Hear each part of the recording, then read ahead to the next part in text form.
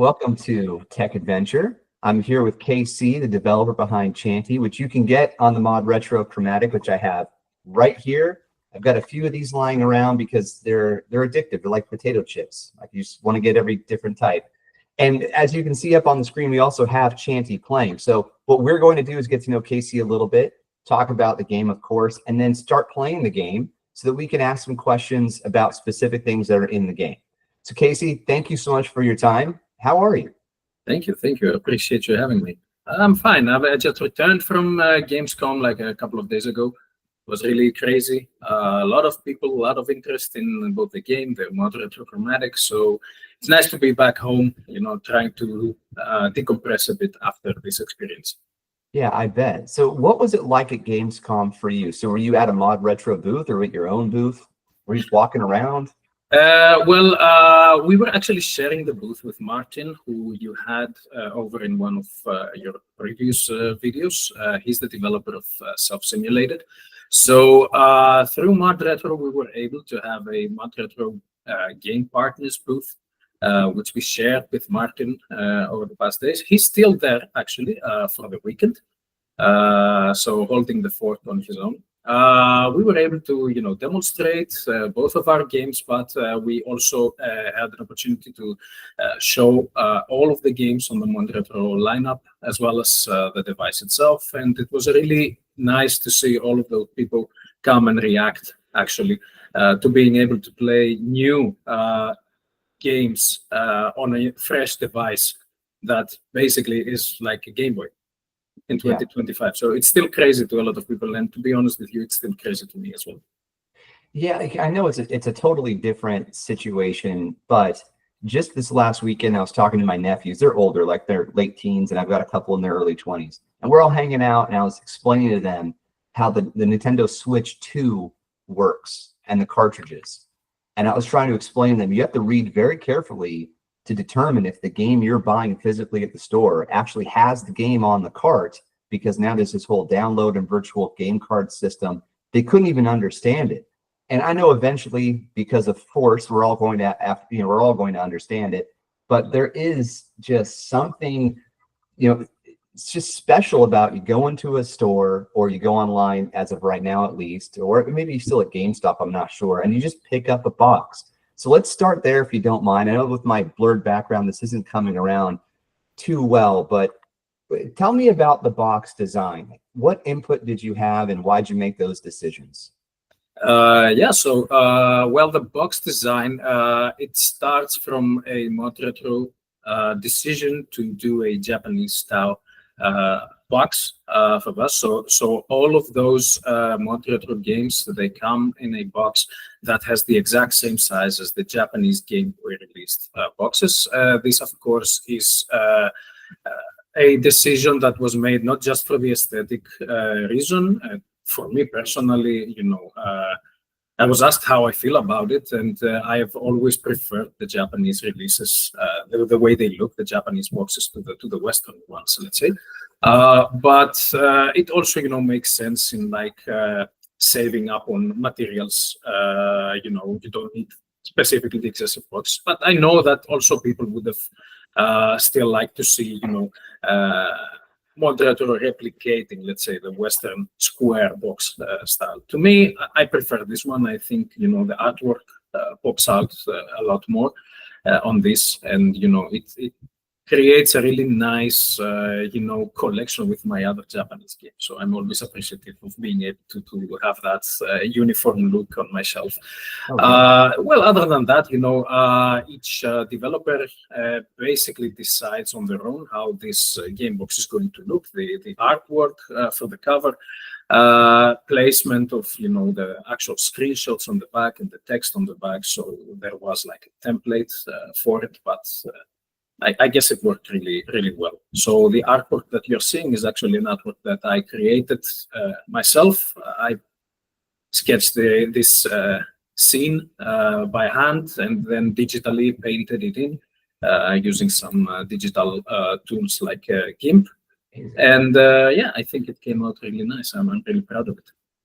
I don't think anyone really knows that. You hand sketched this exact image and then you painted it, digitally. This is really impressive. I never would have thought a single person could do something like this. It's very cool. Thank you so much.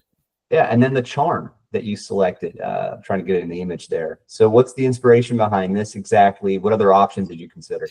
Yeah, so the charm is, as you can see, it's the C from Chantey's logo. So very early in the game's design and development cycle, when I submitted a first version of Chantey at the GB Compo event in 2023. I had designed this elaborate, let's say, logo for the game where the C resembled kind of like a skull to give, the pirate feel, and trying to also, because there is a story about the kraken-like creature, also try to do, the lower part of the sea look like a tentacle of sorts.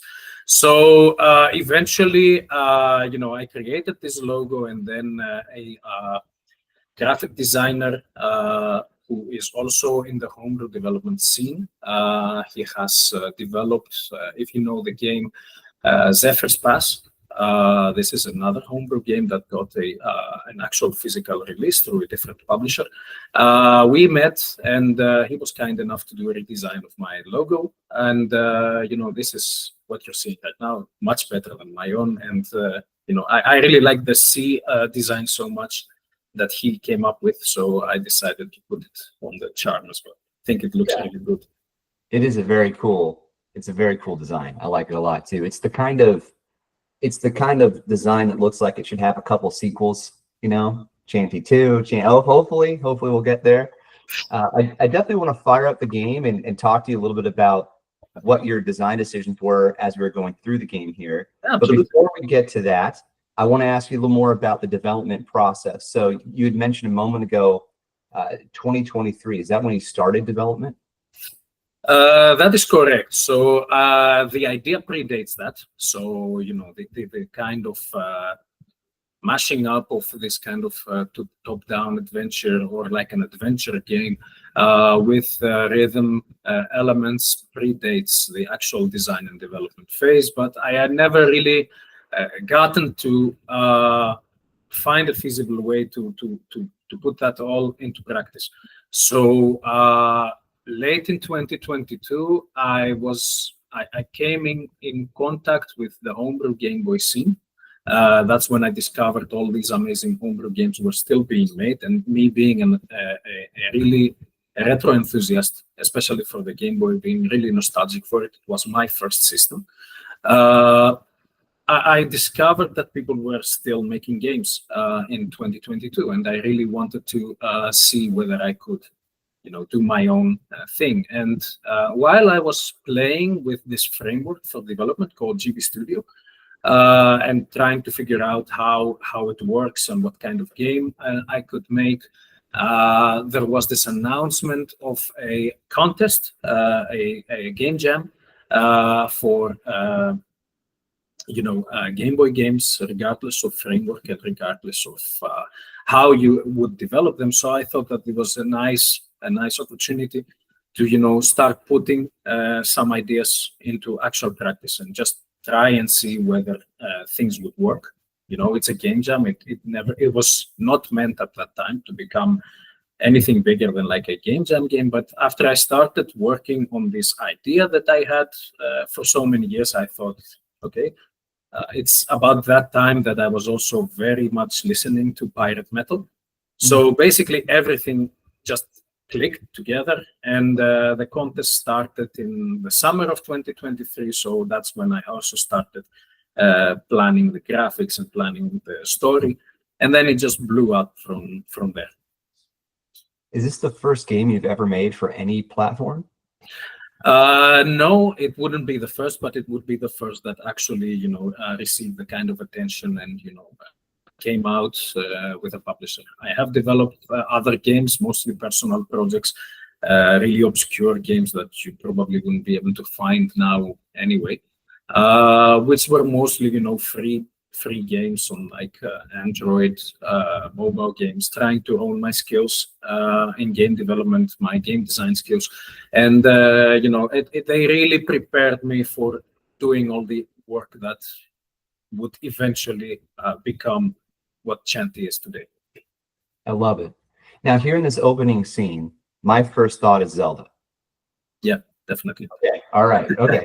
That's what I was going for. Even the opening is a nod to Zelda. It's one of my favorite games, Link's Awakening. And yes, I thought, I can't think of a better way to start a big adventure than having your character like wake up and start working around and becoming part of this world. And there is also a reason for that story-wise. So Sure. for people that have finished the game, they will definitely understand how everything works. But already from the beginning, I wanted to pay homage to Zelda in that way. I love it. Great choice. Great choice on doing that. So we'll just kind of click through here. I imagine that people who have never played this game before do not know what they're in store for, even with this initial scene, thinking, oh, it's Zelda, and all right, great, it's going to be an action adventure. There's a bit of a twist here coming up once we get into our first battle. Yeah, indeed. Yeah. So, okay, so we have this barmaid waking up our character. Definitely, I mean, just right off the bat, she references Davy Jones' Locker. She's speaking like a pirate as well, like she's part of that age. You'd said you were listening to pirate rock music or something. I'd never heard of that genre before, but that's hilarious.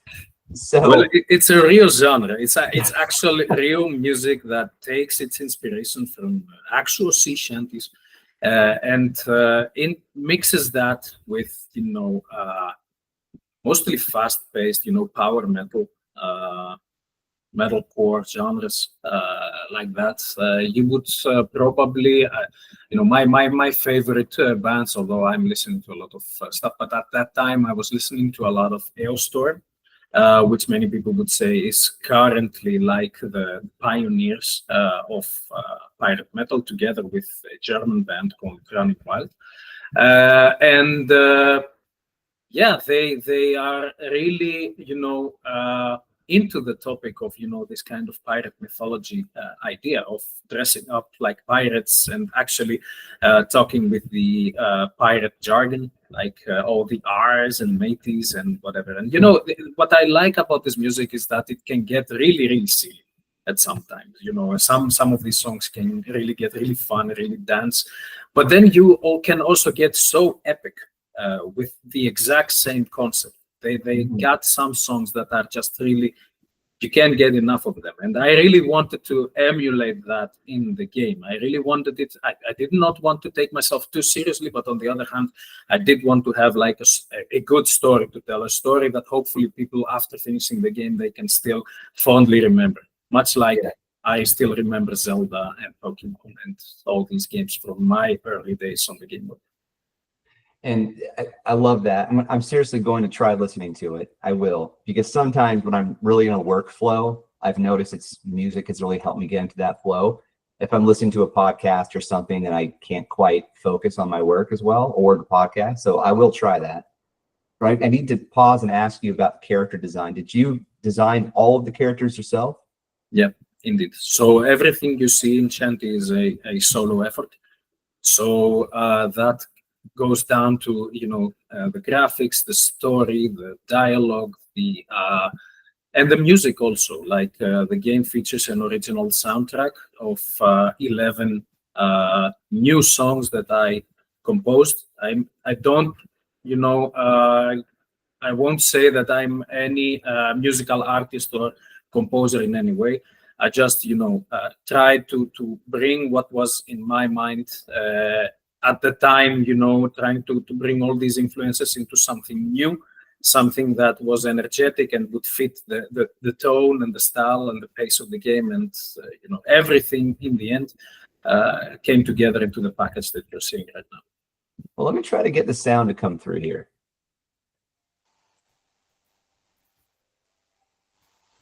Yeah, so I don't know. I can't hear it right now. I don't know if it comes through to the audience, but what you're hearing is what I tried to do with the music was, so for these overworld segments, you're listening to actual sea shanties, remixes of sea shanties in 8-bit, and with a bit of a heavy metal flair, let's say.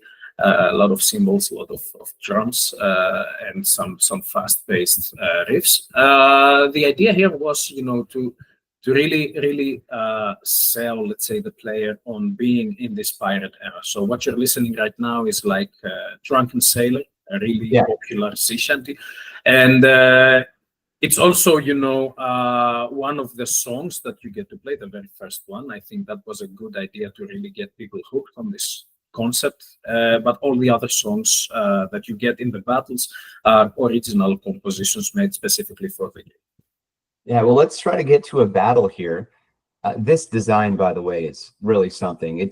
I like how I showed the other pirates in the bar as well. Like, you can tell not just from the character sprite itself, but from this artwork that you have here in the dialogue box, like, this is the man, right? Because a huge beard, right, and that angry face, that, like, you really did a good job of showing a progression there of, like, like a lower level pirate up to the boss kind of pirate, right? Yeah.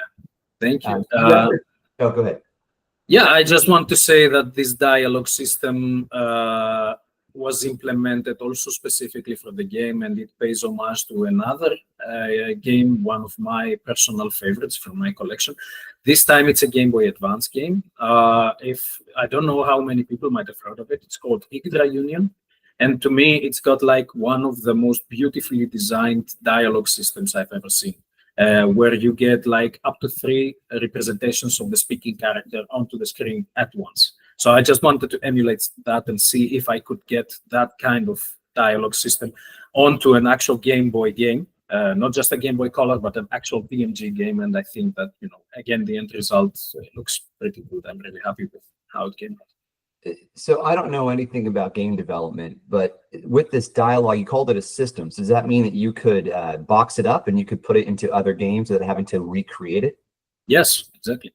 So this was an idea. It uses, a lot of scripting events that are available to that framework, that GB Studio framework that I talked about, and it uses several tips and tricks I've picked up from other talented developers who were kind enough to share, these tips with communities and also through YouTube videos. So it's just, doing a lot of research to try to get the result that I wanted by actually trying to follow what other people did before me. And in the end, I'm really, really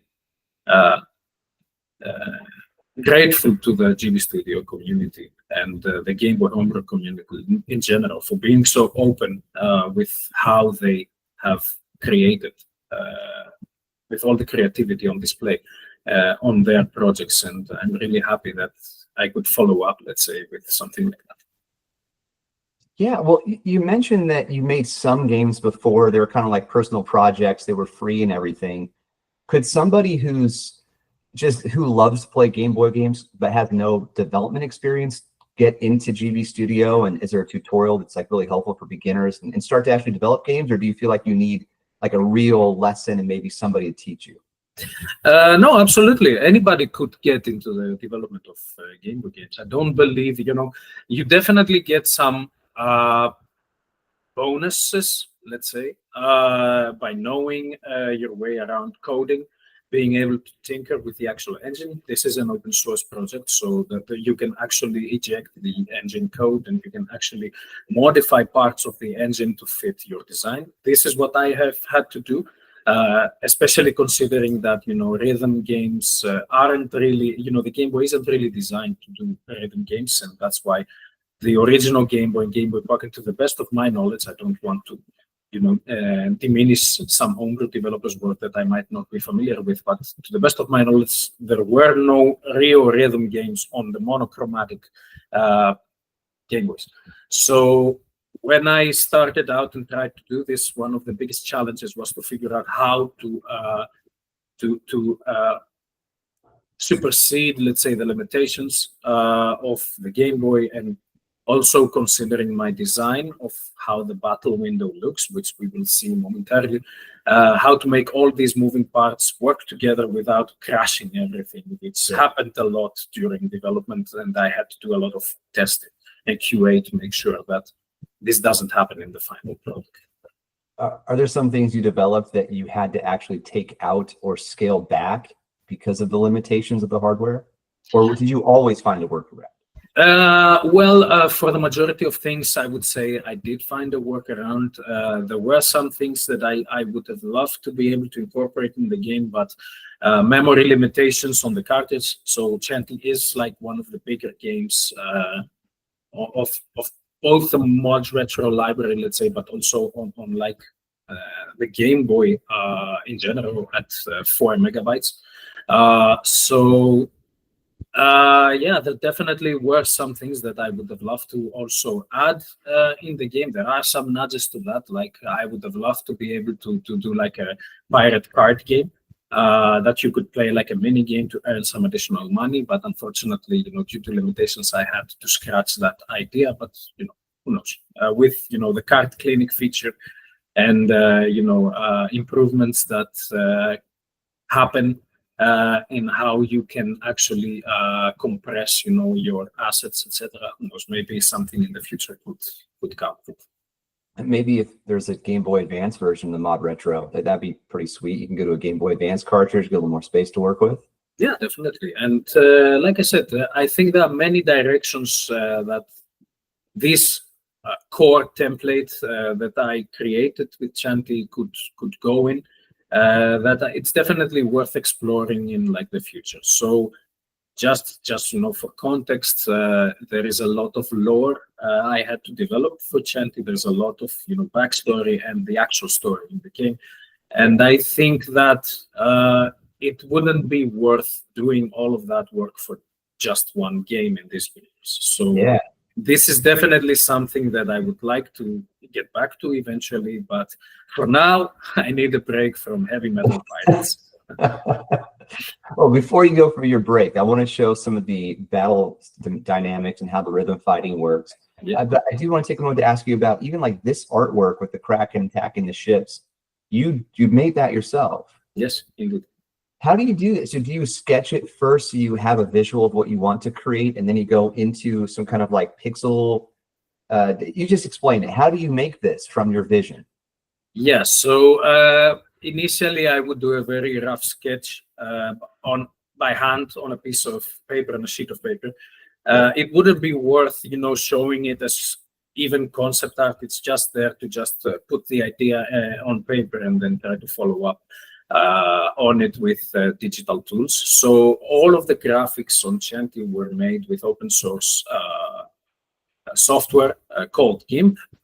It's a software that can enable you to do a lot of image processing, but you can also use it as like a blank canvas where you can create new images. You can actually paint. And in this sense, I would just follow this rough sketch and then do a second very rough sketch of the scene by using the mouse on GIMP at the actual resolution, and then just do a lot of cleanup and thinking about shading and doing this eventually what came to be these final images over here.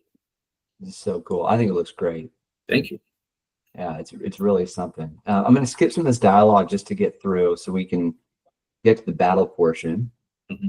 Yeah, the game is really dialogue heavy. I have to concede to that. A lot of people have told me that they really wanted to jump just into the action, but again, I believe and from my own personal preference, I always love when a game delivers a really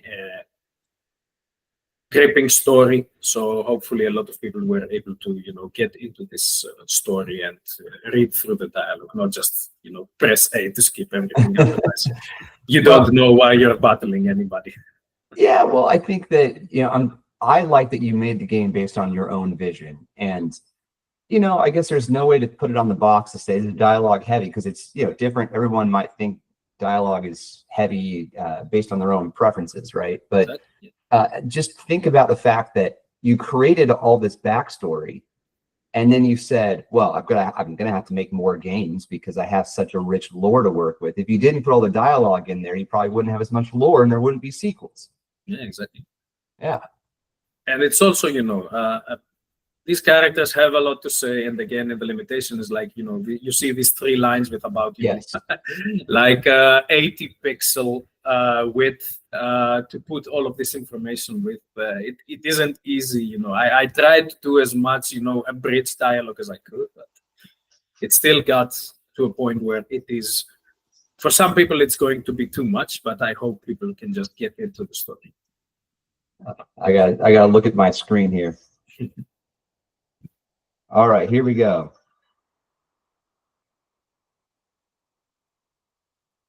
Oops.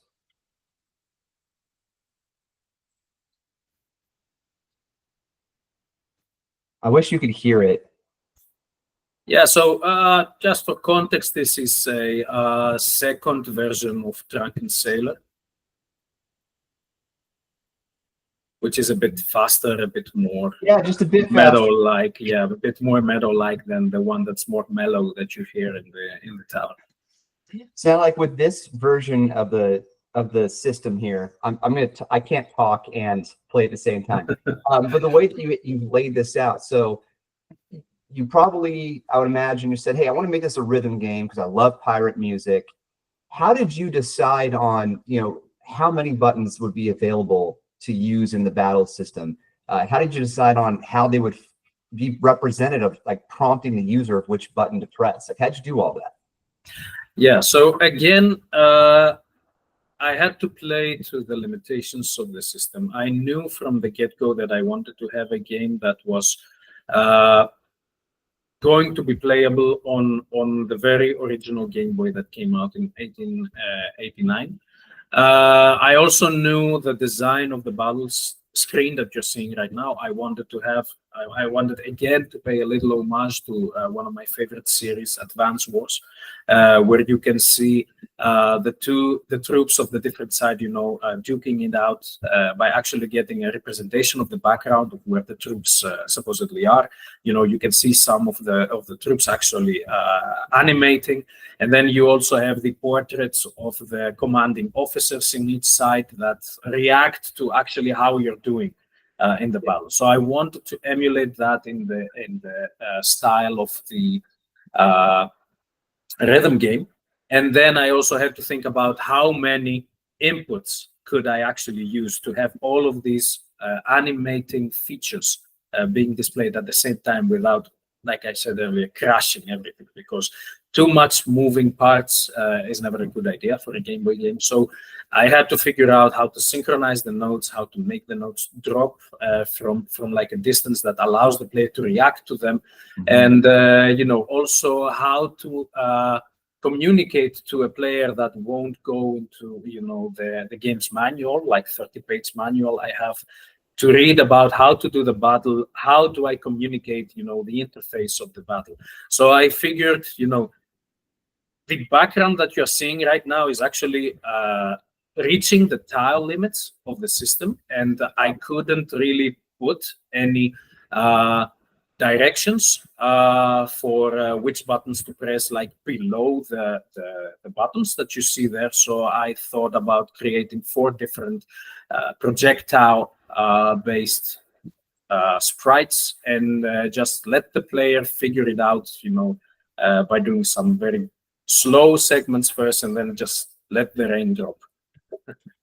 Did you get any feedback during the testing phases from other users that maybe this was too difficult or too fast? I actually had a first demo of the game after the game jam. I was lucky enough to be accepted into the Indie Arena booth at last year's Gamescom, so I was able to demonstrate the game at Gamescom and have a lot of players actually play the game. And through their feedback, a lot of them really were surprised at first that this was actually a rhythm game, and a lot of them really had to get into the idea of the button layout. But most of them told me they thought it was intuitive, like left, right, B and A positioned exactly Yeah. in the same way that the buttons are laid out, and also that even though it was fast, a lot of people were able to actually move past the buttons. So this is where kind of the idea of the hype meter was generated, which you see down there. So the core idea is not to like maximize the song. It's not like hit every note, but the idea is to hype up your troops enough to beat up the other guys. So by having this threshold that you have to reach, I think even novice players who might not really be into rhythm games could still, get used to, because the songs get progressively longer, so they can get used to this system, intuitively start hitting the buttons the correct way, and still manage to make it through the hype meter. And most of the feedback I've gotten on that is that many players were able to clear all the rhythm stages with no issue, maybe one or two retries, but nothing that gets the player too frustrated to quit. Which wasn't my intention. I don't want to create something that is, too challenging and will put players off. I want to tell a story, and I want you to be able to experience the story. Yeah, the hype meter is brilliant, actually, because you don't have to hit every single note, like you said. All right. And if you get used to a riff, I just noticed that, oh, if I'm just like hammering the left button on the D-pad 3 times in a row, and I have to do that a couple of times, like that will help move up my hype meter. It'll make up for some mistakes. So I think that's very cool. Exactly. So the way this mechanic works is that, successively hitting notes will raise up your hype meter, and then breaking a successive, let's say, streak won't necessarily drain your hype meter, but consecutive misses will do so. So you are allowed to do one mistake, it will break your streak, so you have to build up again to be able to progress your hype meter, but it doesn't necessarily punish you for doing that. And I think that this helps in a way that even players that are not really into rhythm games can still clear these battles and move on to the next part, because usually the way that I have programmed most of these battles, it's not just listening, but it's also thinking about, button combinations. Like you said, it's very easy for somebody to just focus on 1 or 2 particular buttons that they're comfortable with, and they will quickly, prevent the losing streak from happening. Or, they can definitely prevent. So if you miss like something like in the easy mode, it would be like 5 notes that when you miss 5 notes, you drain back your hype meter. And when you hit successively like 3 notes, you build it up. And you can change the difficulty level, which just changes these 2 parameters. It doesn't, introduce more notes, or it doesn't make the song any more difficult, but it actually changes these parameters around. So it makes it easier for the hype meter to drain, and it makes it harder for it to build up. But that's just the difficulty setting for those that would like a bit more challenge out of the game. That was designed to tell the story instead of, introduce really, really challenging rhythm gameplay like I see in games like Guitar Hero, where you have like this Dragon Force level that everybody's trying to get 100% on. I remember those days. Yeah, There's no way I could play games like that anymore. I'm way too old for that. Me too. But here I could definitely play through your songs on the Game Boy. Thank you for your time, Casey. So I know you want to take a break because you worked so hard to get this up and out, and then of course you're just at Gamescom. But when can the community expect to hear maybe something else from you? Hopefully very soon. I am currently toying around with some ideas that I have for a completely different style of game. Something that, again, hopefully introduces some novelty into some very well-known concepts, so players aren't really too alienated, but they do find something new to enjoy. If people follow me on my socials, they'll be notified when I am ready to show something to the public. For now, it's just so rough, my sketching, and so it's not. When I'm in a hurry, I don't really do any good sketching. I don't call myself any kind of artist, so I don't want to show something right now. I'd be too embarrassed to do so.